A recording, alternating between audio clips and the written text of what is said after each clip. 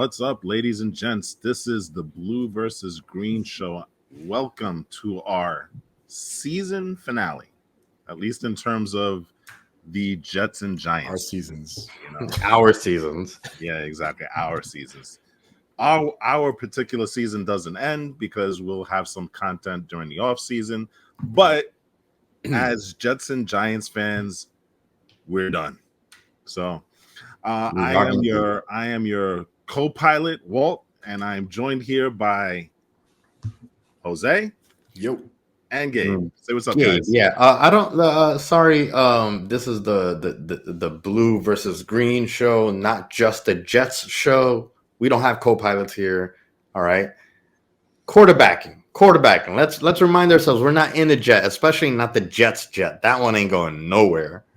Well, neither is the Giants. So the Giants kind of tripped over their giant feet this season also. So not this past Sunday. The two New York teams, we really don't have anything to write home about because quite frankly, very disappointing. That's the best thing you can say about the Jets and Giants this year. They have been very, very disappointing. The Giants came in off of a playoff berth last year. At the very least, we thought that they would try and replicate that, and they didn't do that. And the Jets came in with tons of hype because we signed Aaron Rodgers, and well, we all know how that happens. So, it is what it is. So, what do you guys? How are you guys doing? Doing all right. Actually, not feeling too bad. I'm kind of a little bit relieved that the season is over, and we kind of ended on another New York total victory that includes Buffalo. All three teams in New York actually won. I enjoyed how we won specifically as far as the Giants go. The Jets, at least you guys won. But I like the fact that we ended the season on a win, even though it was a terrible season. And a little bit of relief that it's finally over. So, although Monday kind of is daring to bring that feeling to a crashing halt. Black Monday, as they call it. But we'll get into that a little bit later and stuff. Why don't we talk about the games themselves? Because that clearly that's why we're here, right? Let's start out with the Jets because the Jets were kind of sloshing around in the snow over at Foxboro. What do you guys think about the game?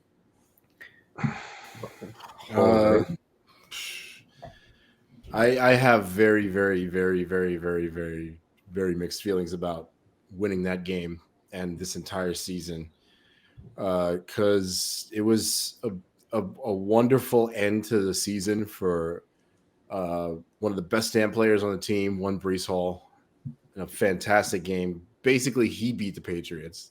Just didn't even necessarily beat the Patriots in that game. Defense, did what it generally does this season. Kind of picked themselves back up after a couple of rough-ish weeks to take out the Patriots, where it was a little personal, I think. But the Jets dropped down to what, the 10th, the 9th pick, 10th I think, with this victory, right? So. 10th pick. That is a little bit disappointing. And I will say one more thing that made it all the more interesting. Before we got on the podcast, I was recapping the Giants game. I was doing a little of the condensed stuff to give me a reminder of what happened in that trouncing of the Eagles y'all gave them. And I ended up on clips of best of clips of the NFL season, which apparently are already out on YouTube. And like one of the clips was the Gibson return, the punt return in the first game of the season against Buffalo, and how incredible like all that felt, even still with Aaron Rodgers getting hurt. Like, damn, this is a good team, man. We're gonna have a good season. Anyway, to you, I am, as far as the Jets game go, I thought. It's the Jets played kind of how I think they should have played earlier on. I think they should have put more on the back of Breece Hall if he really is, as great of running back as Jets Nation feels that he is. I think that there's a lot of potential there. I think maybe a little bit overhyped, but that's a different conversation, different story. He had an amazing game yesterday, but also at the same time, it's the kind of game that you expect him to play. Like you're not gonna like in blizzard like conditions, even though we didn't see mounds of snow on the field itself, we're talking about snow that's flying sideways in these blizzard like conditions. Who's passing the ball? That you're not going to have a passing game, especially with the quarterback situation for both teams. It was going to be one on the field, marching down the field. It was amazing that Breece Hall was able to hit 178 yards. But I think that Breece Hall, I want to say yes. Breece Hall definitely like is the star of the game, but it's your kickers, man. Your punting, your field goal game. I mean, they won you the game the way that I felt like they won a lot of your games this season, especially when you weren't able to score touchdowns. And hello, Hina. Thank you for interrupting me. Cat butt. But it kind of encapsulates the season, right? A team that struggles, even though, again, I don't think that, it's the weather conditions is what caused the struggle in this game. But it was very similar to like how the rest of the season is. Struggling to get down the field to score a touchdown and winning it with your punts and your field goals. Well, yeah. Can I just say one thing about Breece Hall? Not even in defense, but and one thing about Garrett Wilson. From what I witnessed in like the quick interviews and like what's happened with Breece Hall over the last couple of weeks, I feel like I hope and I think that he's kind of had like gone through his villain origin story, so to speak, and has really started to pick it up over the last couple of weeks. Like he's heard all the talk and he's gotten a little sick of it, and he missed a little bit of time because of injuries, right? So it really feels like he wants to prove something in his words and in his actions the last couple of weeks. And I feel like Garrett Wilson with his words, where this was the worst year of his life. I feel like I'm hoping he's going to go through kind of a villain origin story and like take it to a new level the way Breece did in these last couple of games starting next season. But yeah. I mean, I think that we'll get into all that stuff when we talk about Black Monday and stuff. Yeah. Let me say this about Breece Hall. I love Breece Hall. I don't think that he's overrated. And I'll tell you the reason why. But I don't know about that. Breece Hall, my man is bordering, between arrogance and confidence when you listen to him after the game. You know what I'm saying? And I do like that, but at some point there's also something to be said about humility, and so I'll just say it like that. I will say this though, Christian McCaffrey, CeeDee Lamb, Tyreek Hill, Breece Hall. Those are your top 4 all-purpose yards leaders in the NFL.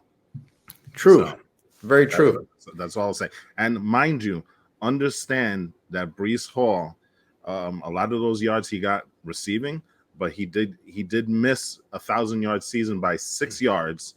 And think about how he got that, because he was dealing with a lousy offensive line and a passing attack that did him no favors whatsoever, because you know what? They were stacking that line because they did not respect those quarterbacks. So, and to come 4th all-purpose yards, I think that's amazing. The other thing that I will say that's amazing, Garrett Wilson, with all the shitty quarterbacks that he had, again, came close to breaking the team record for the amount of catches in a season for the Jets. The only one that 5, I think, was the only one that had more was Brandon Marshall, I think, in that 2005 season, like you said.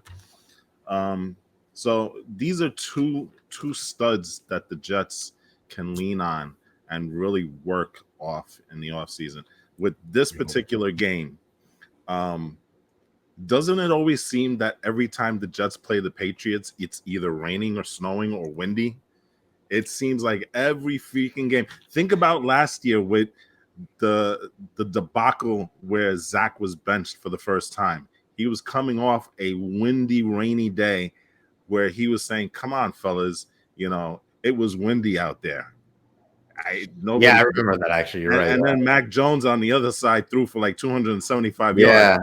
You know what I'm saying? Yeah. So it always seems like they're always playing the Patriots and then Clement Wendler. So to have the last game where Bill Belichick probably will be the coach, his last game as the coach of New England. Yeah, having them play in the snow, kind of on point with the Jets. You know what I'm saying? I mean, we're talking about two Northeast teams, and you guys usually play later in the season. Unless you guys are playing early in the fall, you're always going to be dealing with this, I think. And Zach was. Did I say overrated on Breece Hall? Yeah. Okay. Maybe that's not the right word that I want to say. I just think that it's overhyped is what I meant to say then. I feel like he's a little bit overhyped. It's hard to say overhyped when he's kind of doing it on a shitty team. To be quite honest, I think it's right, but I think there's not much hype outside of New York for Breece Hall, is there? That is true. I wonder. I mean, there's not really. I don't see any hype in the media here, right? Like Atlanta doesn't give a shit. So, I mean, I don't know.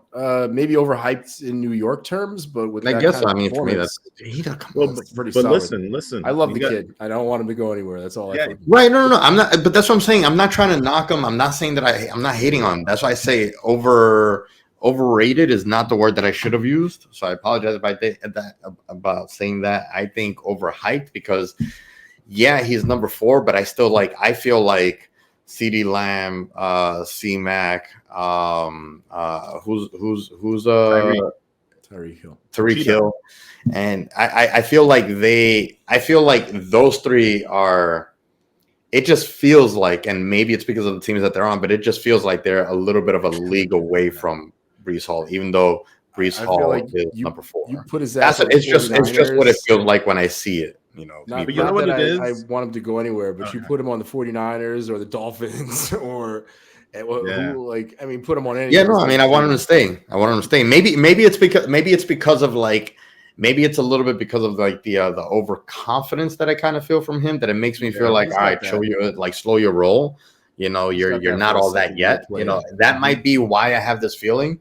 But again, that's why to me it's. And it could also be the Giants bias, I'm, it's all about Saquon. Hey, I mean, it's all about Saquon. No. It's not. It's not that. It's just it's all I hear about. Like I just hear so much about Jets fans on radio and media. Like as far as Jets fans, over here in New York, and they're just all about Breece Hall and stuff. And I'm just I haven't seen him do it. But you know what it is? Here's where it is, and I feel you with that, because the hype of the Jets going into the season was literally dialed to 11. You know what I'm saying? Yeah. And so everybody was on. I mean, you look at the national media and stuff, ESPN and Fox Sports and CBS Sports and NBC Sports. All they did for the first in August and September, it was all about Aaron Rodgers. It was all about the Jets. So we were oversaturated with that.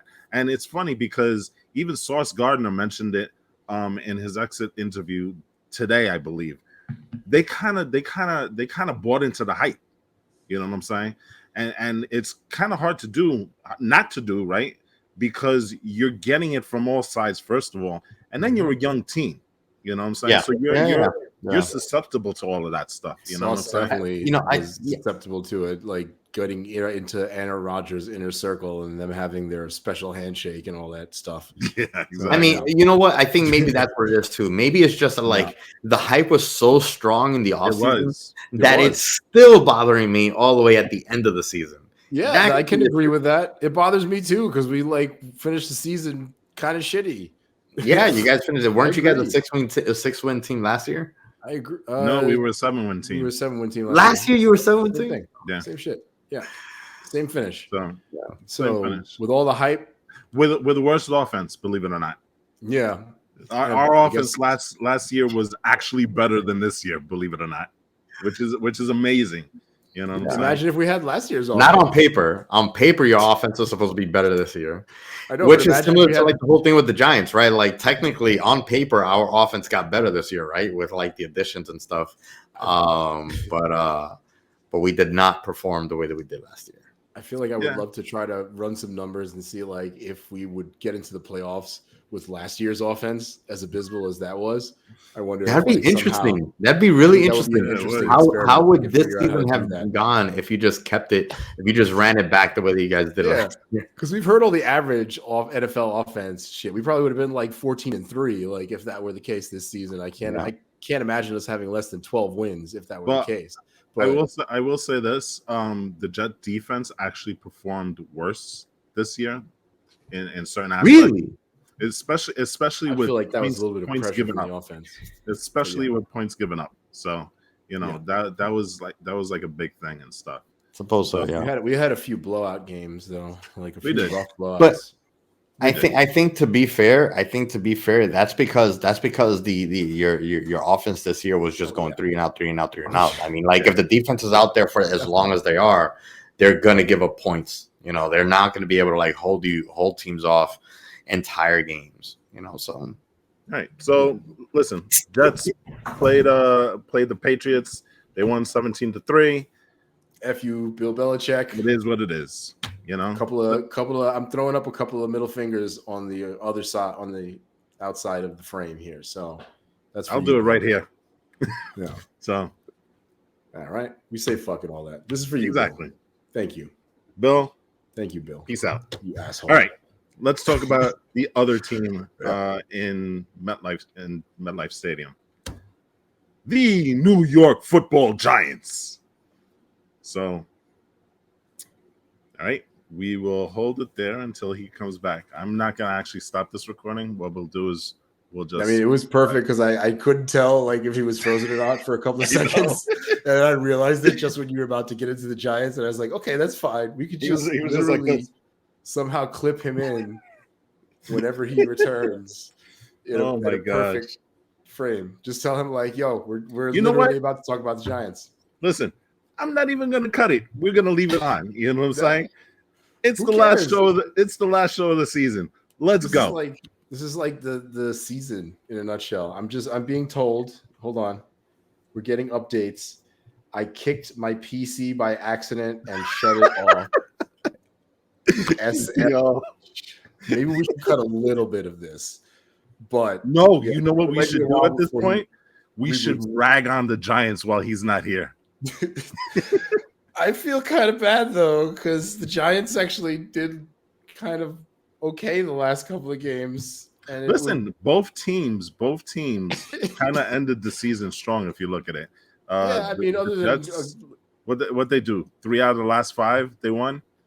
Yeah, they had one really bad game against the Browns, right?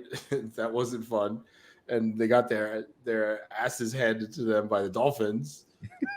I feel like the Giants like went out a little bit higher, but I guess fuck the Giants anyway, right? Because now that he's back, we could just Giants suck. Giants suck. Giants fucking suck, but we're gonna leave it that way, Giants. Right now, he's just like a blank screen. So, not only did he kick the computer, he probably destroyed the camera. Oh, you know what I'm saying. So, what were you saying? The Giants suck. Is that what we were talking about? The Giants are terrible, and Giants are horrible. Deserve their fate. They're the worst. The season. Brian Daboll sucks. What's going on? He's like a football, like he's a football field instead of an actual person right now. What's going on? Yeah, I know. What is the deal? We may have to cut some of this. We have to cut some of this. This is a little too and long. He's gone again. You know what I'm saying? Gone again. So the Giants ended the season. Let's see, 1, 2, 3, 4 and 7. I mean, 4-3. Yeah, so, with a solid showing in most of those games, I would say. Yeah, except for the Saints game. Except for the Saints game, which I don't really understand because the Saints aren't that great of a team. No, they're not. So, like, the fact that they got that ripped apart by the Saints is a little bit strange, but okay. Well, whatever. What you can say about the Giants is that they continue to battle throughout the season. That's one thing that you can say about the Giants. The Giants were open matched on some of these teams. There we go. You know what? I'm gonna kick him off also. No, there we go. I'll bring him back. Sorry, guys. No, it's No okay. worries. We were ragging on the Giants, so it's all good. It's all good. Yeah, we were going to decide to keep some of that, but it just went on for a little bit too long. Yeah, we just decided, you know what, leave it. It's actually no, perfect no, though, no, because we couldn't, like I was saying to Walter, we couldn't tell if you were frozen or not for a couple yeah, of seconds dude. because you were like this, kind of like you were Right. So and What's then the guy? so Hina Fans like that? was destroying my plants again, and I went to reach off to like try to, get her off my plants, and then as I came back, I kicked the power button on my PC. I never thought that could possibly happen, but it did happen apparently. well, Walter literally was ending the segment and was introducing the Giants game, so we could easily go right into this. And we totally not easily went into it. So. And I'm not cutting any of it. I'm leaving it in. All right. That's how I roll. You know what I'm Giants. saying? So yeah, the Giants. We were initially ragging on how lousy they were and how much they're literally the garbage team in New York. But then we decided to actually talk truth, right? And so what I was saying homie. What I was saying was that, you know what, they ended the season 4-3. The Jets ended it at 3-2. So both teams ended relatively strong. Okay, considering. I just like the fact that we ended our divisional record 3-3. Yeah, and what I was saying is that aside from the beginning of the year where the Giants were, there's no other way to say it, they were terrible. Mm-hmm. Toward the end of the season, at least they showed no quit and they continued to fight, even though they were overmatched on some of these matchups. But they continued to fight and play for their teammates, for their coaches and stuff like that. So for that, I got to give them a lot of credit. You know what I'm saying? Yeah. And they were doing it with Tyrod Taylor and Tommy Cutlets. So since Saquon's words of joy, as described by Gabe, they played with joy. And other than, as we were talking about, the Saints game, every game was good. Every game was competitive. That game, I don't understand necessarily. The Saints have a good pass rush, but I don't understand why y'all didn't play too well against the Saints. Yeah, but you ended the season. I actually don't remember that game. Pretty high note, pretty high. I don't remember much about that game either. It's a great game. That was a game where like a lot of our stuff kind of fell apart and fell through. But it's interesting again. Like so, we routed the Eagles. I thought it was an awesome. It was an awesome way to kind of end the season routing the Eagles, especially because it's not like the Eagles benched everyone. It's that, not that we wish anything on it, but like we beat them up. AJ Brown was taken out of the game. Jalen Hurts broke his finger or dislocated or whatever it was. That's us. We did that. We made them bench everyone else just, bench these players and stuff, to save them for the postseason that's coming up, but also because they unfortunately couldn't handle the Giants' pressure, which we're going to get into because,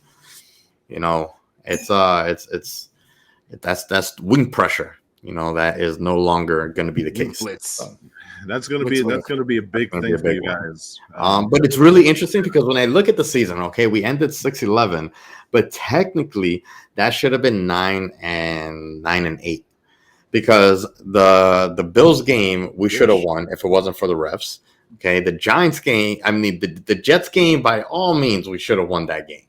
Like I don't think that there's any doubt that we should have won that game. And then you got the Rams game last week. Obviously we lost it, but had Tyrod Taylor not freaking fumbled that pass to Barkley, we would have been up by a touchdown. We would have won that game also. I think that we believe it was some coaching mistakes in some of these games, but that's not a concession. So. We don't need to like relitigate it, but like I think at least on the Jets and the Bills game that those are games that the referees did not help our coaching mistakes. Okay, I'll concede that there's been like coaching errors, coaching mistakes throughout the entire season, and especially in those games as well. But it also doesn't help when the referees kind of take away your chances to win those games also. Yeah, Chiefs. But you know what? That's kind of talking about the Giants right now. I know. I'm just saying, like, I just feel sore about that. I'm not getting mad at you about the Giants having their coaching issues. I just still feel sore about that Chiefs game. Yeah. Sorry. The Chiefs game, the I don't mean to Falcons hijack. game, the Chargers game. You know what I'm saying? Those are all teams that should have won, but we Yeah. won't get into that. But you know what? The whole Y'all thing could with have won a lot more games. I agree with that. Though. right, Like a couple of things going right, coaching wise, one play here and there. I mean, you could say that about any team in the NFL, but like, right. it shouldn't have been so as bad as it was. And the theme of the refs is kind of like the theme of this season. You know what I'm saying? Yeah, it is true. It is. The refs have been objectively horrible this entire season, Yeah. and it's not Even the just Chiefs Jets and got mad. Giants; it's everybody. You know what I'm Yeah. saying? So I mean, there's a whole crew that's been disqualified from like reffing. right? Yeah, the whole exactly. season. The Yeah. crew that did like that that fumbled the tripping call that was against Detroit, I think. Might have It been. might have been where I think that was the one. And that crew where they called it. They player, called it on Detroit when it wasn't on Detroit at all. It was on the other team or something like that. Oh no, that was the eligible receiver. Where okay, so I mean, regardless, there's a whole crew that was disqualified whole from the postseason. I don't think I've ever heard of that. I've never heard of a crew of of referees being made ineligible to work during the postseason. I was gonna say, like, did they disqualify the crew where the referee tripped the player in the end zone that was trying to run around? that one's crappy, but that's that really isn't on the referee. Yeah, that's incidental. Like you no, it ain't. It's your job to know where everyone is.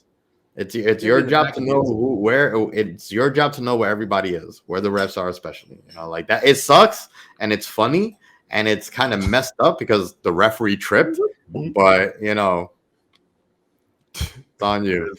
It is what it is. So, but Giants again. Let's talk Giants. Giants. Beat the hell out of the Eagles, man. That's what's up. I love it. Yeah, I thought it was amazing. I think it was amazing that Saquon was the one that kind of he had his prove it game. It was nice that like it was in the last game that he proved like, all right, now you see why you got to pay me. I don't know that they're gonna pay him. I really hope that they do right by him, but as it seems like it's been panning out, especially after this Black Monday, Shane and Dave are going to be running a tight ship and are not doing anything with any emotions, it seems like. So I think that based on like how Shane has been operating, he will not allow the emotion of the fans wanting Saquon Barkley and Saquon himself wanting to be a Giant for the rest of his career. I don't think that he's going to allow that to kind of play in the re-signing of Saquon. So we might have seen Saquon's last game as a Giant. That's a setback for the Giants, truly, because you're looking at a guy that's a huge and major part of the offense. You don't have anybody to replace him on the squad right now. I know, but like, but that's the tough part about that. Yeah, I mean, but if you think about like what he's gonna want 13 mil, you know, and which he deserves, but you guys probably don't have not for years 6 through 4. That's a thing. I mean, you know, it's interesting, like because I was gonna say he deserves it. He deserves it.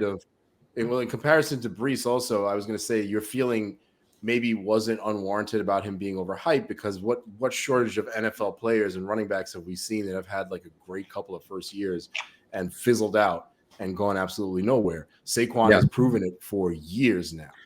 And if you have the money, like you do as a Giants fan, pray that the team says and decides that they want to keep him for at least a couple of years. But like you pointed out, it might not make the most sense because of the way things work in the NFL these days. Yeah, I wish we could have like a Breece Hall. Breece Hall right now is getting paid $900,000. You know, if Breece Hall is producing what Saquon's doing, but Saquon is 13 times more the cost of Breece Hall, that goes to show that like it's hard to justify. Because not saying that there's a Breece Hall or Saquon everywhere, but if you can get anything kind of close to Breece Hall in the draft with all the draft capital that you have right now, how can you justify like keeping someone that's going to cost you 13 times more and only has like about 4 years left in his career? That's a little bit rough to accept. Now I can see, Barkley can now kind of go into the free agency and become, like a You could say like a Dalvin Cook, like a mercenary going to a team for 1 year contracts, 2 year contracts, get those big paydays. Like he can go to, you know, I don't want to say any divisions, but let's just put it out there. Let's just say he can go to like Dallas, or he can go to the Eagles, or he can go to the Rams, or he can go anywhere on a 1 year deal that's going to pay him the money that he would want to get on a yearly basis, where those teams don't need to commit to a long-term extension, whereas the Giants kind of would have to. It's really hard. But the other sucky thing about this game is, you know, I was kind of ragging on Sterling Shepard a lot. I thought that this season I thought that in this season, Sterling Shepard was one of the more problematic voices in the locker room. It turns out that I was wrong. Or maybe just the team ended up kind of, you know, fixing their locker room or any issues that they might have had.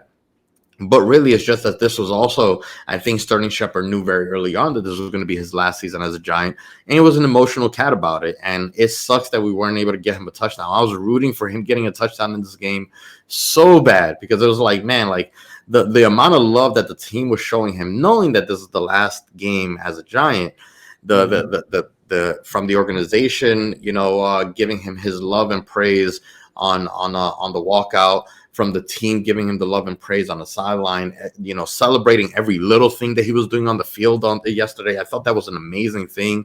Trying to get him a touchdown was awesome. You know, I really would have loved to have seen him get that touchdown.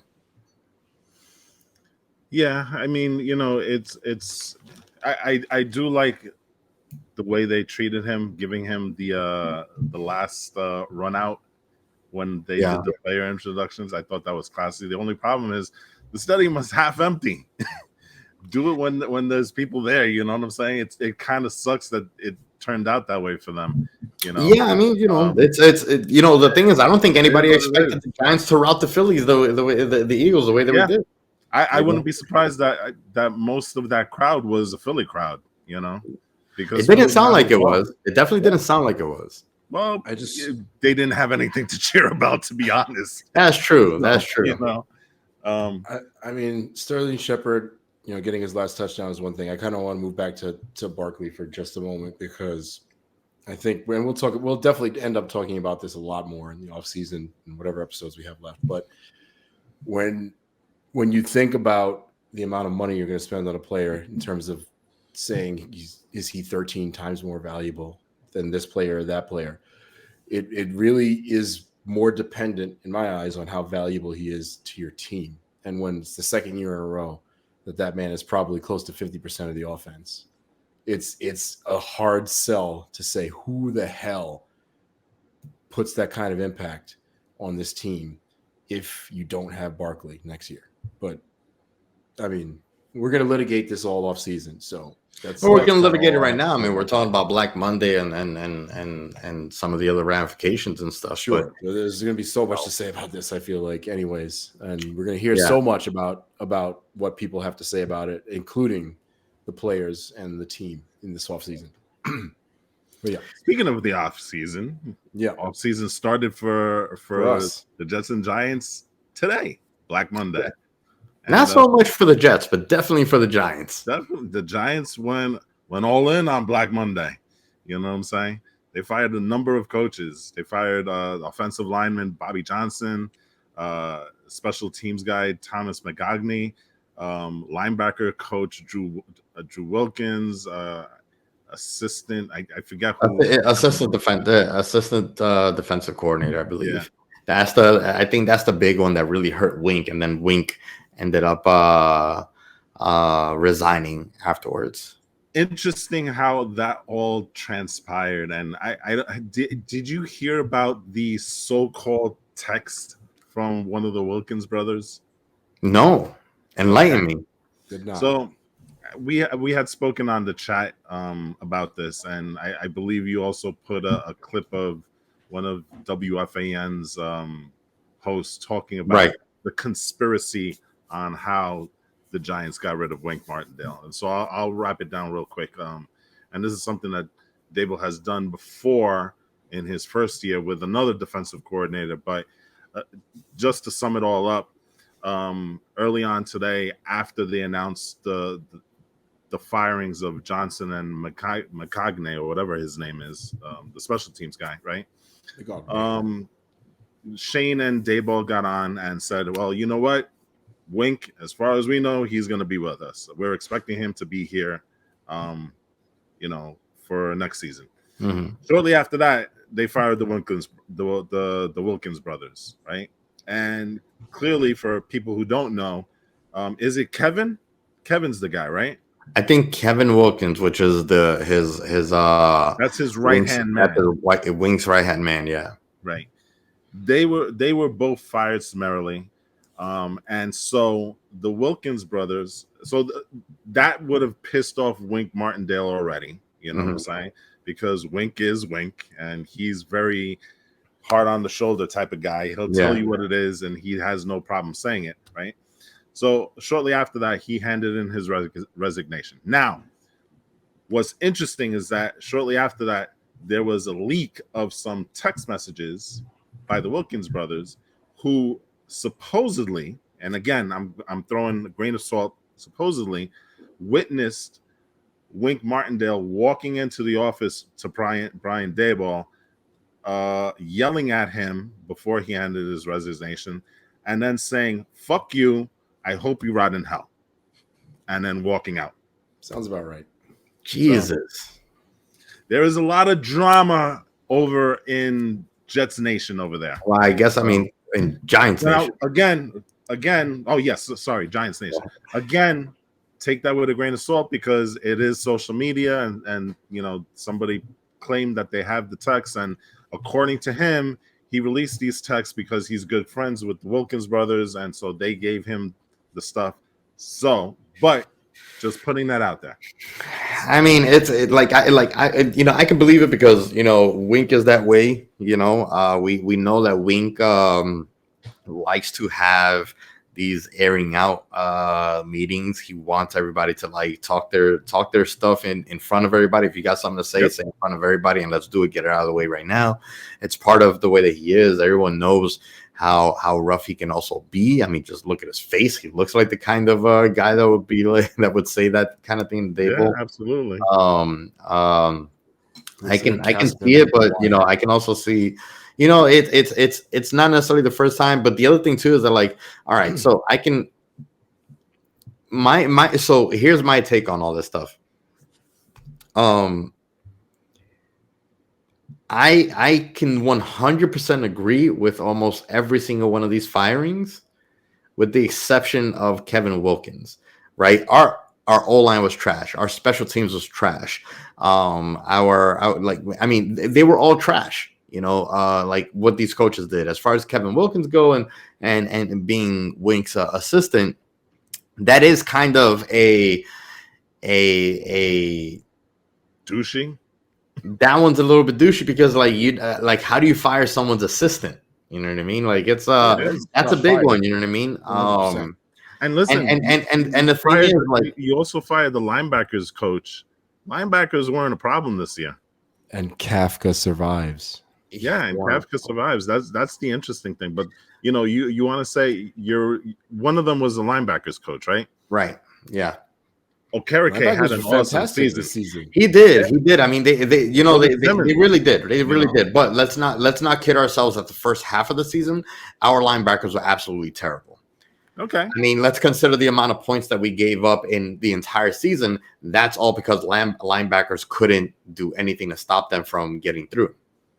But you also have to recognize that your linebacking core was practically brand new. They were learning, and again, I recognize that. I do recognize that. That could be part of it also. That could be. I'm not, and again, I'm not trying to.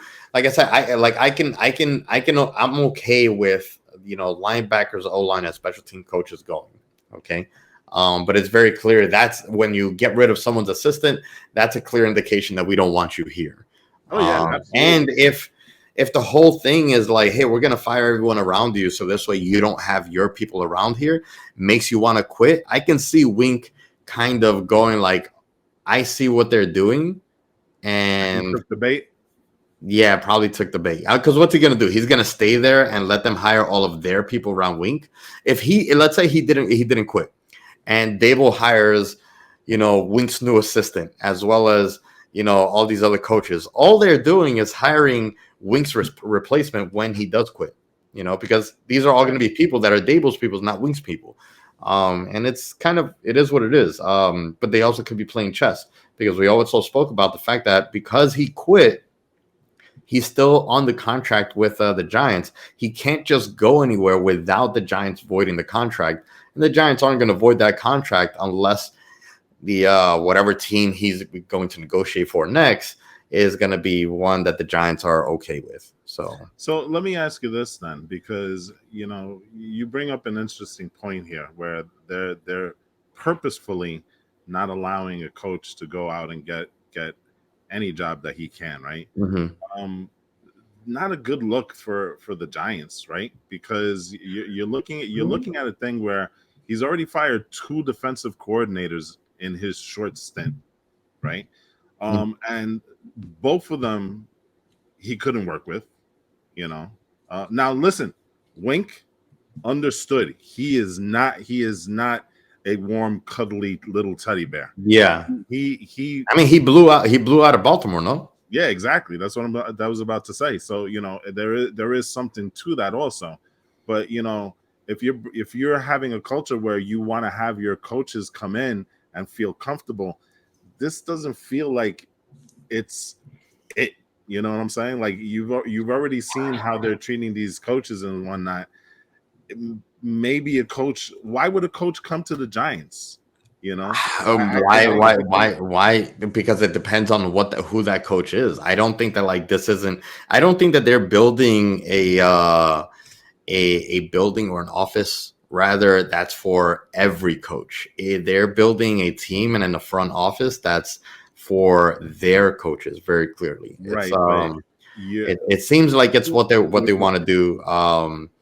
If you're looking to try and grab a top DC probably is not going to look at the Giants job and say, you know what, this is a place where I can feel comfortable in doing my job. I don't necessarily think that's true. I think you can make a case on both ways. And I was going to say, I kind of agree with Gabe, because I think that a coach that's looking for the right kind of challenge and a Giants culture that looks like it's trying to build something maybe like a New England where things are very rigidly defined. Coaches are move on, pretty often. The head coach stuck around in New England for quite a while, but a lot of their assistant coaches, maybe in a more amicable way, obviously, because they were doing a lot of winning.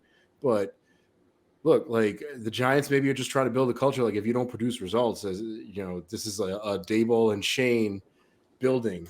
That's exactly where I was going to go. We trust in Dable and Shane, kind of is. That's exactly where I was going to go, because I agree with that or not, I don't know, but that's what it is. Yeah, go ahead. Yeah, no, that's what I was going to say. That's exactly where I was going to go. Where I think that that what they're trying to do is kind of build the Patriots over here in New York with the Giants. I think that they are looking to not. This is why I say that it feels, and I think it feels like this with people, with fans, with the media, that Shane and Dable, they're not going anywhere. I think they are. I think it's very obvious, very evident that this is a project that they have undertaken, that Maras are happy to allow them experiment with, and it's going to be a 3 to 5 year project at the very least. And if it seems like it's that way, they're gonna get exactly what they want and who they want and what they need, based on their purview. And the way that Shane is operating, this might not sound great, but it's starting to feel very Evil Empire-ish. No softies. It's gonna be like, it's my way or the highway, whether you like it or not, and that burns out players and coaches very, very quickly. Not if you win. So the gamble is if they create a culture of winning and they start winning and they develop it, then it doesn't matter. It doesn't burn anybody. I agree with.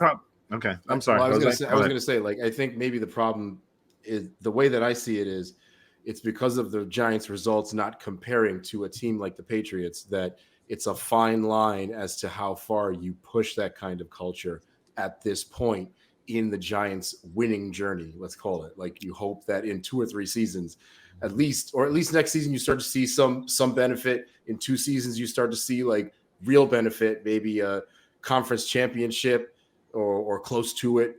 And on and on and on from there. If That's you why I can say build 3 that to culture, 5 year you can build the experiment. buy-in. But it's a fine line. Here's the thing that I would say to that. You know what I'm saying? And you're getting into year 3 with Daboll, and usually year 3 is usually a make or break season for coaches and stuff like that, right? Mm-hmm. So you're going now and you're going to replace Wink Martindale, right? Mm-hmm. Wink Martindale is unlike any other defensive coordinator that's out there. His Giants defense is very, very specific. He runs a hybrid defense that not a lot of coordinators in the league play. Okay. Mm-hmm. You've also built over the last 2 years a defense with players that you've identified both with Shane and Wink Martindale that can play that sort of defense. Now, again, I'm telling you, he has a very unique defense. This is a defense that's not run by most, if any, teams in the league. So Right. now you're going into year 3, bringing in a defensive coordinator who does not know the system previously, and you have players that may not fit that system. So that means one of two things: either your defense is not going to be as good next year, or it's going to take them time to get good, which means you might be punting the season next year, putting Daboll at risk for another losing season. Now, the thing that I would say, and I look at the Jets at this with this, because the Jets are the perfect example of this, right? Same thing, yeah. One thing that has been consistent with the Jets is that defensive staff. Those guys have grown with the players, and you see the results of that on the field. What the Jets don't do is they don't have an offensive staff that has grown, and they've gotten 2 different staffs, 2 different type of offenses in the last couple of years. And guess what? That offense is lousy. Okay. That's true. So there's no consistency there. And truly, the biggest thing in building a team, aside from getting talent, is consistency. You want to have those guys grow with each other. If you're constantly moving, pieces back and forth like the Jets have done on the offensive side, now the Giants are doing it on the defensive side also. So I mean, I need to counter that point a little bit, only because I see what you're saying, and it would kind of make sense, I would say, from the offense, because I think the offense is a lot more complicated than the defense, right? Like, I disagree. shifting 110%. Huh? So Yeah. disagree with that. Listen, Defenses I are was actually a getting more former complicated than defensive offenses player in the You know last what few I'm saying? years, especially. So you guys would say that the defense is more complicated than the offense? No, I think Yes. they're equally complicated. I don't think they're think more one complicated is, now. Actually, I think. I mean, so then we're each in 3 different camps. Then I think that the offense is more complicated than defense from a coaching perspective. But I digress. The point that I want to make, what's so complicated about that, right? Like, that's what everybody runs. West Coast offense, West Coast style offense. Like, defense. That's not what everybody runs. But again, if that was the case, all right. If that was the case, then the Jets wouldn't have an offensive problem. Because then if everybody runs it and everybody can run it, then there wouldn't be an issue. Of the West Coast offense. Right. They run a variation of it. Everything's a variation of West Coast offense. It's all dink and dunk. Everybody does that. That's all that offense is now. And defenses are catching up. But that's a whole other conversation. Okay. Anyway, the point that I wanted to make. Okay, go ahead. Okay. The point that I wanted to make is that Wink has only been here for about a year and a half. Okay. So yes, he is very, very different, but then that's also almost a positive. These players didn't start playing football a year and a half ago. You bring in a defensive coordinator that's going to be a little bit more conventional. These players are going to be able to pick up a more conventional system as well, because it's not the unconventional system that they've played the entire life. I think that maybe the reason the defense was a little bit slow on the uptick this season might have been because it's an unconventional defense that they had to kind of get ramped up to speed. Maybe a more conventional defensive coordinator or defensive scheme is going to help them out, or rather, I don't think that. What I'm trying to say is I don't think that it would be too big of an issue for the players to adapt to a more conventional defensive scheme. So I don't think that it poses that big of an issue. No, but I also would say that, you know what, this offseason there was a kind of a push to bring in defensive players. You know what I'm saying? They got rid of Yeah, Leonard there's no Williams. question about it. So those defensive players would have fit in the mold of Wink Martindale. Right, but I doubt that Will those they defensive fit? players wouldn't be able to play conventional No, defense. but there is something to be said that you're bringing in guys for a specific scheme. You know what I'm saying? Conventional So defense involves a lot more zone as well. So it we'll see like how well they do having to do that a lot more if they get a conventional. We'll see. and Regardless, you we know that there's a also defensive they issue. didn't play. Obviously, They now played having less to zone, I fire. would say, than you most also of the have to league look at coming out of blitz the packages. fact. Sorry, you also have No, to go look ahead. at the fact Wink was one of the top coordinators in terms of blitzing. You're not gonna have that type of pressure. He manufactured pressure. That pressure wasn't natural. You know what I'm saying? So now if you're gonna bring in a guy that doesn't blitz as much, you expose your secondary that much more. We'll You know what see. I'm saying? I mean, again, So, we'll right, of like, course. all we can do. This is all subjective. You know what I'm saying? We're not gonna know until we actually know.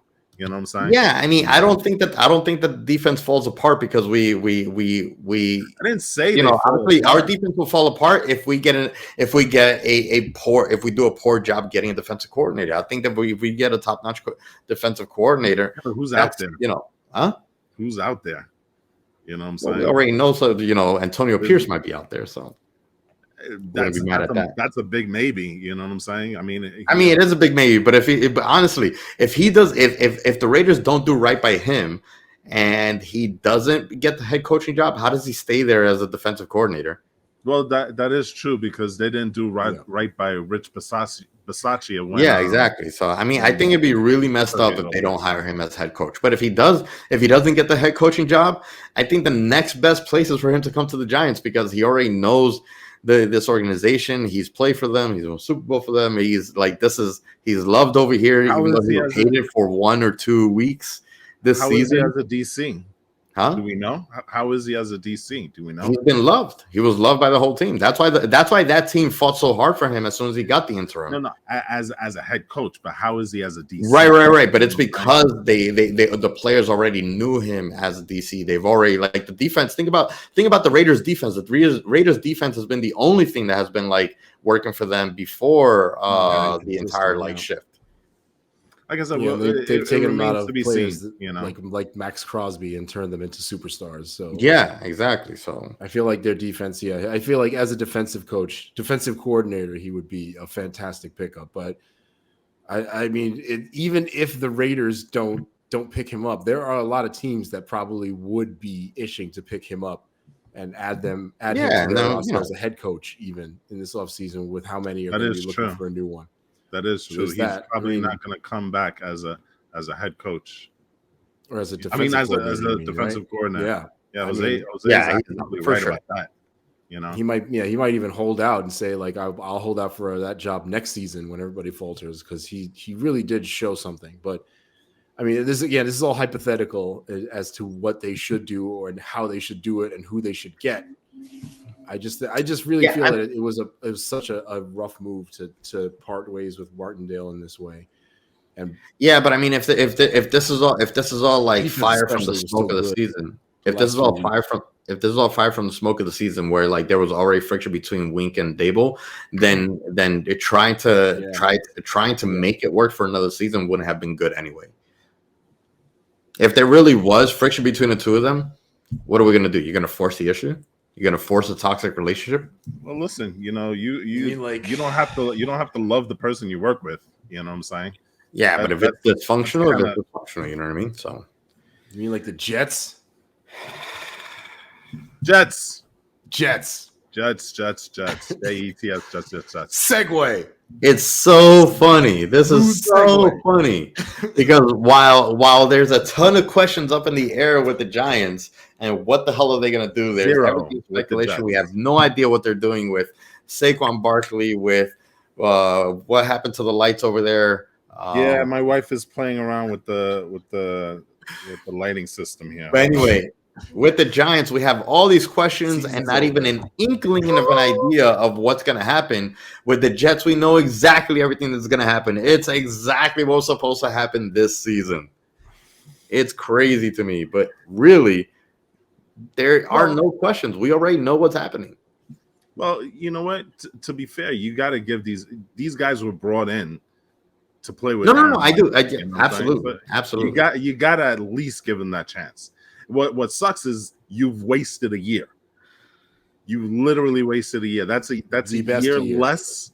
That's a year less of, like you had mentioned before, Breece Hall under that rookie contract, Garrett Wilson under that rookie contract. You know, you're gonna probably miss out on Bryce Huff, which is somebody you wanted to talk about. You know what I'm saying? Yeah. So that's the thing that sucks about everything, is that you literally took a mulligan on this year, which is that's truly the insane part about this year. You know. How do you guys feel about the Jets? I guess, I mean, they didn't really make any moves. Obviously, there were no moves. They already got their vote of confidence even before the season was over. We already knew that everyone was coming back. What was it, 2 weeks ago that Woody has said that everyone is coming back for another season. It's the only things that we could talk about is, again, Breece Hall, Garrett Wilson's thoughts, exit interviews, I guess. Comments from Bryce Huff, which were very interesting, at least from a perspective of negotiations and business, and Aaron Rodgers saying that we need to get rid of all the distractions. Meanwhile, he is literally the biggest distraction in the entire, not just the Jets, the entire NFL. It's hilarious to me that those words came out of his mouth. This was kind of the reason why I was a little reticent in bringing in Aaron Rodgers here, because he has this thing where he needs to be winning, but he needs to be winning not only football, but he needs to be winning that culture war that he's currently fighting right now, And I find it super ironic and kind of hypocritical when he goes up in his last interview for this season, quote unquote, for this Jets season, and talks about how the Jets need to get rid of all the distractions. If it's not about winning, they need to assess what it is. And literally, and this is the thing that just drives me nuts. Literally, he said, one of the reporters asked him, "What do you mean by that?" He was like, "Oh, watch the Pat McAfee show tomorrow." Exactly. I mean, seriously? That's the BS. Seriously? That's the BS. Exactly.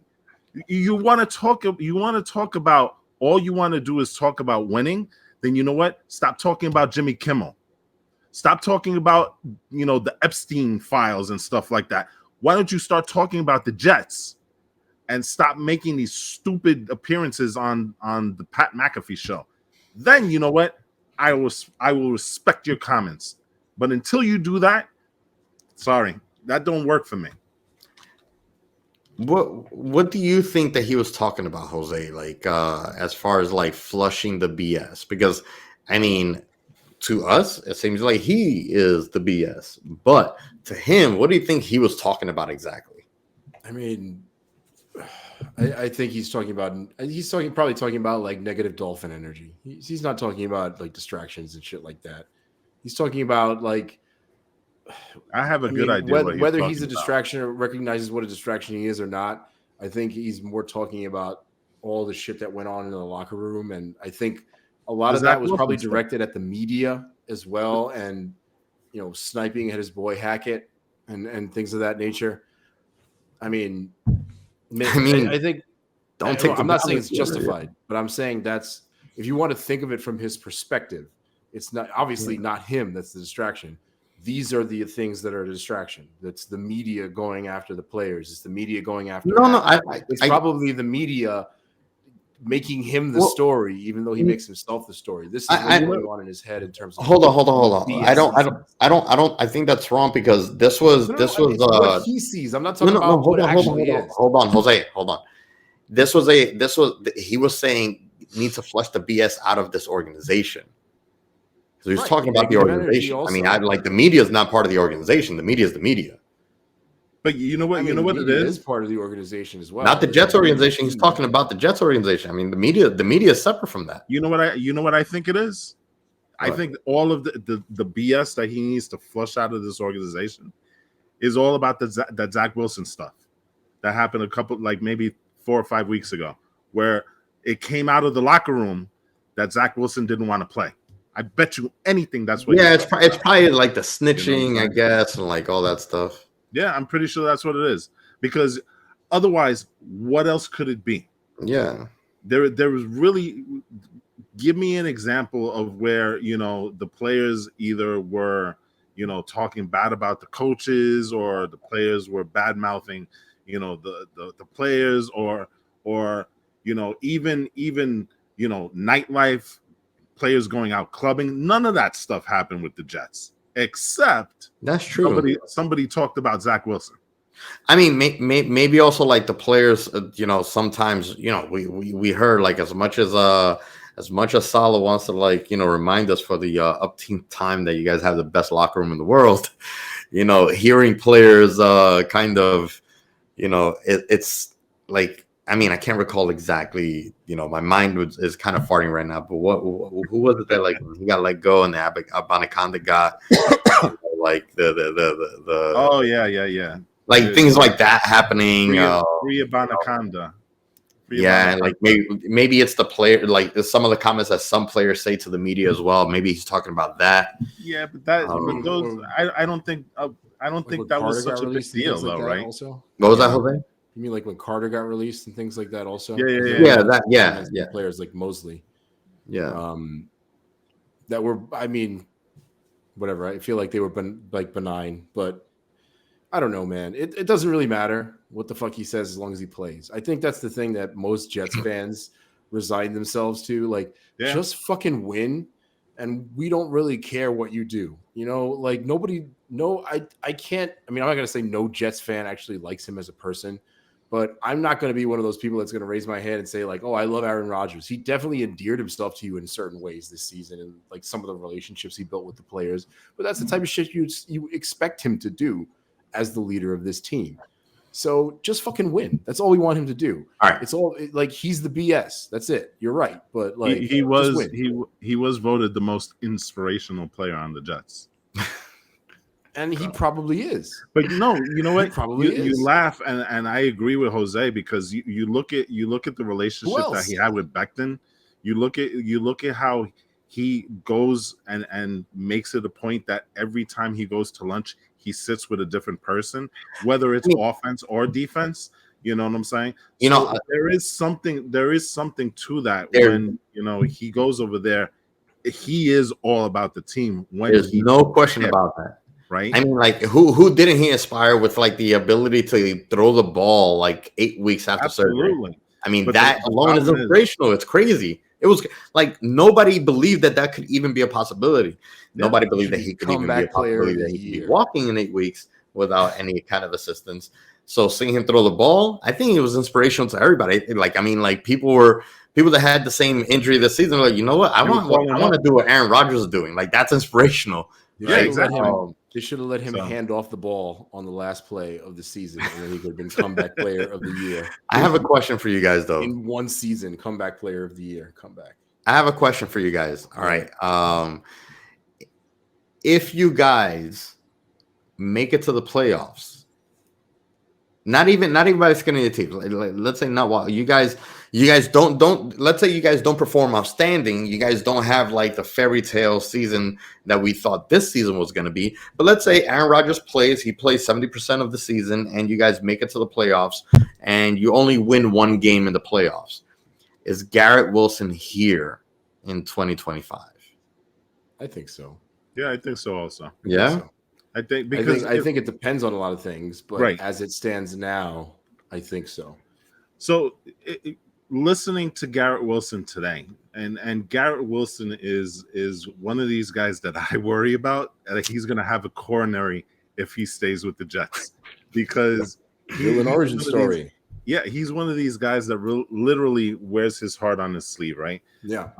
Whenever the team is high, he is super high. Whenever the team is low, he is super low. And you can feel the weight of each loss on his shoulders when he speaks, right? Yeah. So today he had his last interview of the season, and again, very dour, very, I just, Yeah, man. it's just After a win. and I know that and that's the thing. But you know what? He's reflective Yep. of the entire season. So his comments were, this was the worst season of my life. Okay. Meanwhile, he had probably one of the best wide receiving seasons in Jets history, right? But he goes like this. He's like, the stuff that happened this year, it can't happen again. We have to be better as players. He can't understand how we can't just even get a first down and stuff like that. Those are the things that weigh on a player like that, especially a player like Garrett Wilson. So to your question, it really truly depends on how the season progresses next year. So then that was going to be my follow-up question, because I knew we were going to talk about Garrett Wilson. All right, you guys play well, but because of the way that the cards fell, you guys didn't make it into the playoffs. You were one game away from making it into playoffs. Is Garrett Wilson here then? I think Probably at that point, Probably not. I think at that point, Salah isn't here. Yeah, I mean, if you guys don't make the playoffs next year, Salah isn't here, but I think that Garrett Wilson is gone. And if Garrett Wilson's gone, I think Breece Hall is gone too. Well, I think Garrett, we still retain what we keep the option for his final year. I believe so, but he might request a trade. He might play that game. He can request it, but I don't think he would cause waves. He's not that type of player. You know what I'm saying? I think Breece Hall is more likely to cause waves for a trade. Yes, that I agree. I actually think he's more likely to stick it out and try to prove some shit because of his arrogance with the Jets. Even if they don't, unless they have an abysmal season next year where they go like 4-13 or something like that. At that point, next year is going to be a real. Next year is going to be a real I want to say Super Bowl or bust, but I think it's going to be at least conference championship or bust. You guys got to at least make it to the game. I think for Garrett Wilson, I think it's playoffs or bust. I think for Breece Hall, it's even if you guys just barely make wild card. Yeah, I think it's still playoffs or bust. I think because remember, Aaron Rodgers is going to be here for at least 2 or 3 years. So given everything that happened this year, I think the next season is playoffs or bust. I think you ramp up your expectations in year 2. That's where you start talking about conference championships and stuff. I think for the Jets, I think for the organization, just making the playoffs after 14 years of not making the playoffs. I think that's right. I think that ticks the box for next year. I don't know. Playoffs still be. I mean, think about how happy they were after some of the wins this season. If they make the playoffs, they'll be ecstatic. Yeah, that's true. I do think that Garrett Wilson actually, somewhat paradoxically, will be the player to leave sooner. And Breece Hall, I think Garrett Wilson leaves after next year and stay longer. I think whether you guys win or lose, I think Garrett Wilson is gone. I don't think they win the Super Bowl. Garrett Wilson goes to another team. Well, if they win the Super Bowl, Garrett Wilson is an MVP of the Super Bowl, and then he'll leave. 25. Yeah, because the thing is, the reason I think that Garrett Wilson leaves is because I think Garrett Wilson is one of the smartest people on that team. And if I were Garrett Wilson, I'm gonna give this team a shake, and I'm gonna try to win a Super Bowl with Aaron Rodgers and stuff like that. But I know that this Aaron Rodgers train isn't gonna be here forever. And after Aaron Rodgers, again, it's going to be rebuild mode. I'm not going to be here for the rebuild either.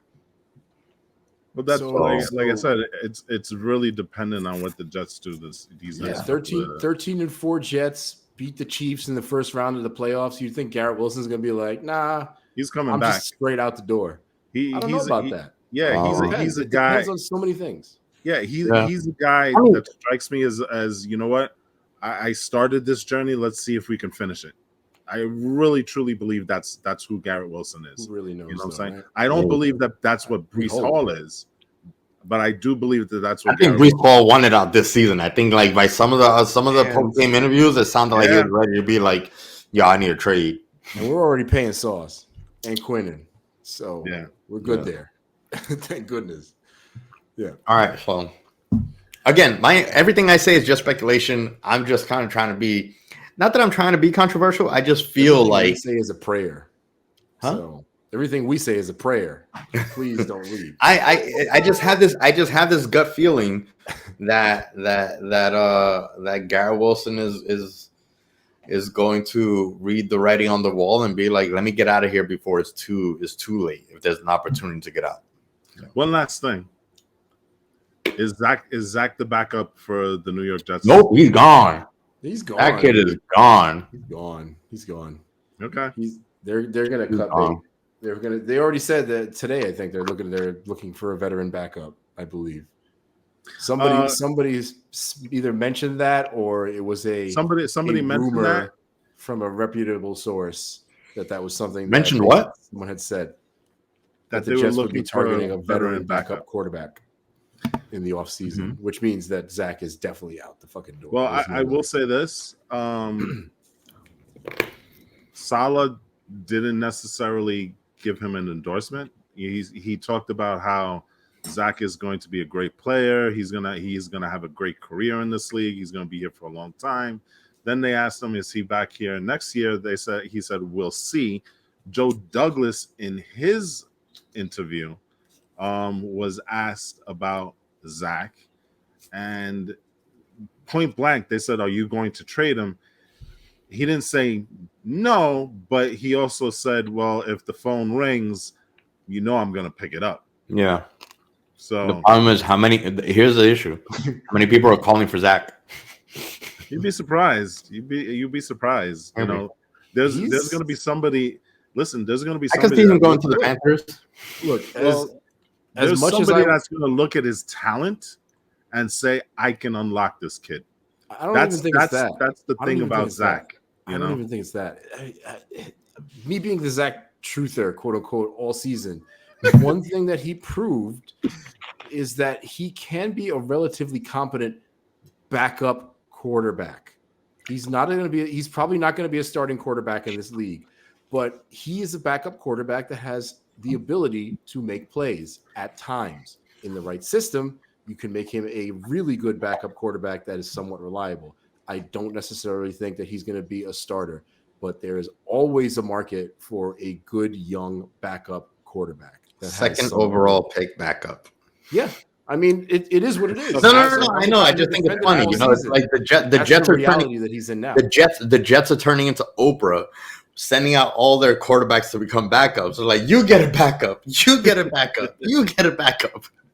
I they're going to get a veteran quarterback, and they're going to get another QB this draft, I think. I hope so. Yeah, I mean, like the thing is, this draft has so many quarterbacks that you're still going to have decent quarterbacks at pick number 10. They're going to get that quarterback, and that quarterback is going to sit behind Aaron Rodgers and the veteran, and he's probably going to sit for a year and a half to 2 years before he sees a game. That would be the smart thing for them to do.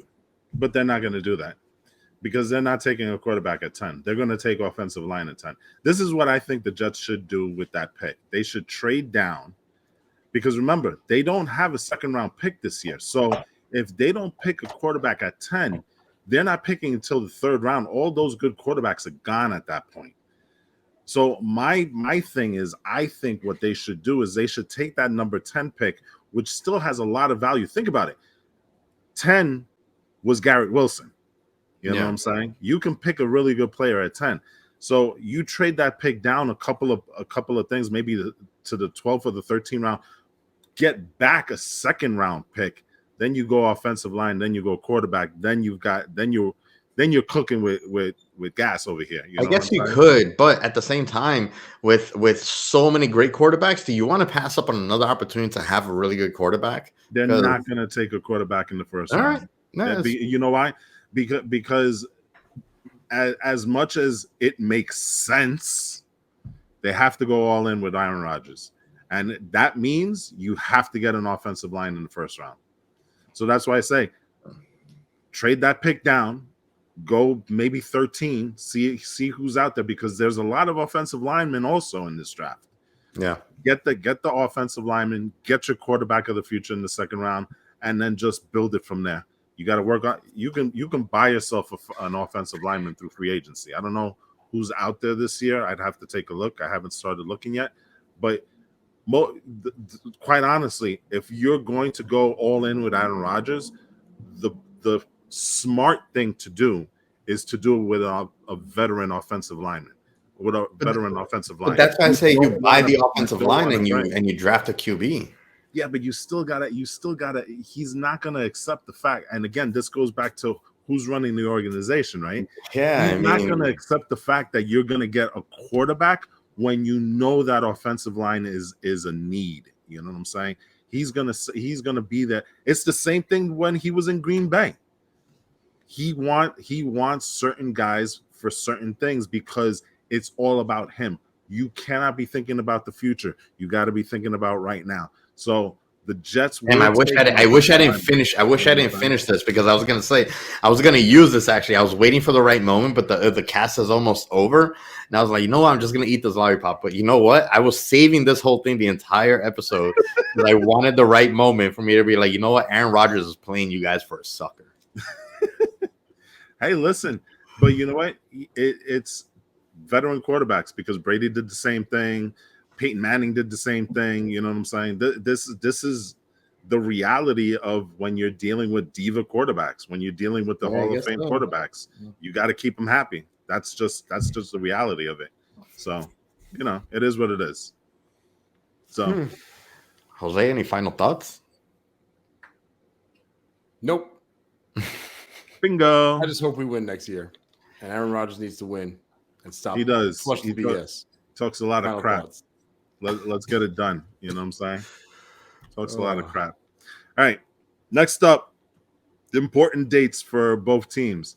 We got the combine coming up in February. We got the draft in April. Hey, are we doing the draft party again this year? I would totally do it. That was a lot of fun. It was, right? I thought it was a ton of fun to do the draft. With more planning, I can try to fly down there. Actually, there you go. That's dude. It was so much fun, man. I was surprised how much fun the draft party was. Right now, what dates are those? Because as long as I have right on the screen, because we got to do the first night.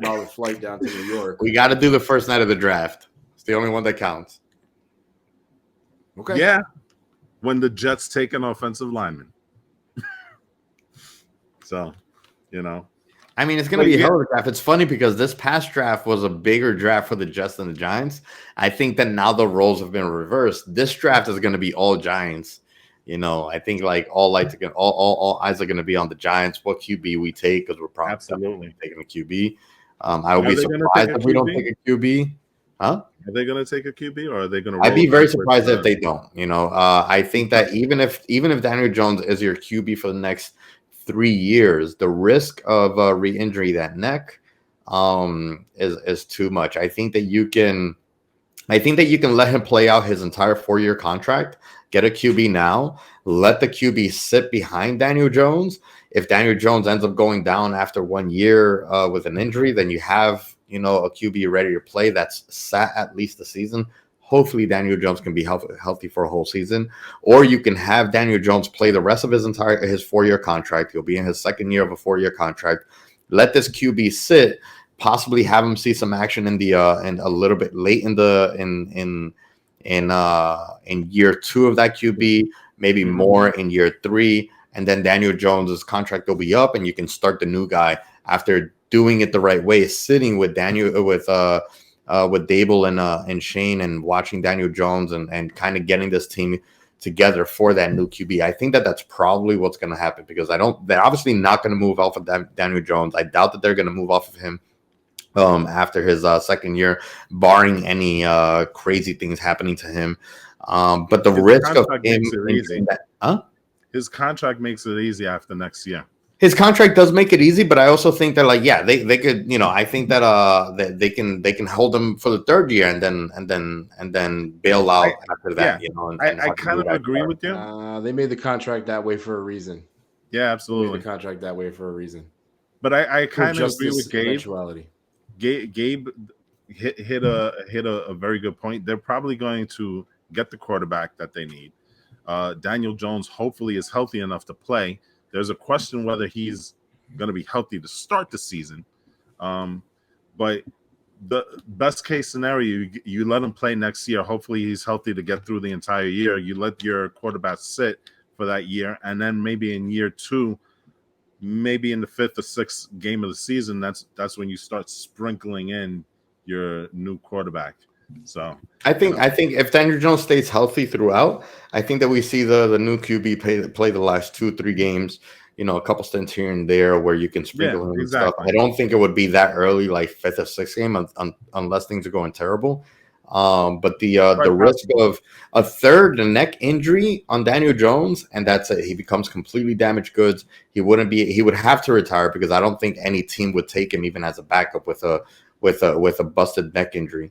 Weren't we having that discussion early on in the season? Why does everybody think Daniel Jones is a injury prone quarterback? I don't necessarily think that it's that he's injury prone. I think that when you have the terrible O-line play that we've had this year, and he's been on the brunt of it, it's just that now you don't have a choice. Like, how do you if he takes another bad hit on the neck? I don't think that's injury prone, but if he's injured, what do? You just don't evaluate that. You can't blame the O-line forever. I mean, you could still blame the O-line, but you still can't invest on a quarterback that has a recurring neck injury.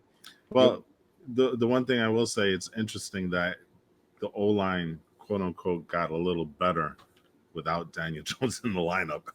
So yeah, I mean, like it just honestly, that's super weird. You know what I'm saying? No, we did. I think what's funny. I think our O-line got much better the day that we got Pugh in, and it just progressively got better to the point where we were able to kind of put things together too late in the season. I mean, Tommy DeVito got rocked for a bunch of games. Also, I wouldn't say they got that much better. I feel like the last couple of games, maybe. It also there was the one game that Tommy DeVito didn't take a single sack. Yeah, 1, and then he took 7, 6, 5. Yeah, no, that's true. Yeah, I give you that. Kind of rough. Honestly, and that was the game that they got Pugh, I think, right, where he didn't take a single. It may not have been earlier than that. Either way, it's it was still rough, and Tyrod. It was Taylor still rough, but we games. did get better. It was still rough, but we did get better. Yeah, and it started getting better when we got Pugh. And when Andrew Thomas came back. Anything is better than the early part of the season, honestly. And now Pugh's not playing that well anyway, so you got lightning in the bottle to start with him, but he hasn't been good since. So, but anyway, it's like you said, Andrew Thomas was the key. Andrew Thomas always has been the key. You put him on that line, and that line just by association gets better. Yeah. All right. This is it. 18 weeks of this. Well, we did miss 1 week because everybody was 1 week because we were miserable that week. Yeah, exactly. Sick, miserable, bad. But 18 weeks, man. I mean, who would have thunk it, right?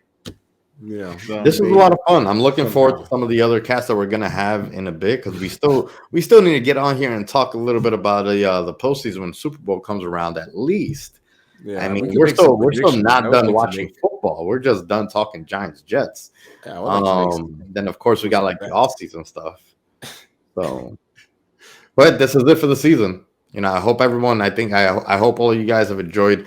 The banter that we have, our talk, and sometimes it's late. Sometimes we we're all tired and stuff. But we do it because it's fun, and we do it because we want to have fun with you guys out there listening. So thank you guys. Yes. Thank you if you've made it all the way through. Just made it through another Jets Giants season. Exactly. That's what I was about to say. Somehow. We somehow survived New York football this year. So it is what it is. All right. Yeah, that's it. I mean, that's all, folks. That's all, folks. The lights. Please remember to subscribe to the cast. Please remember to hit that like button. Please remember to share the podcast. And until next time, which will be next time, Go Giants. and go Jets. Go Jets. All right.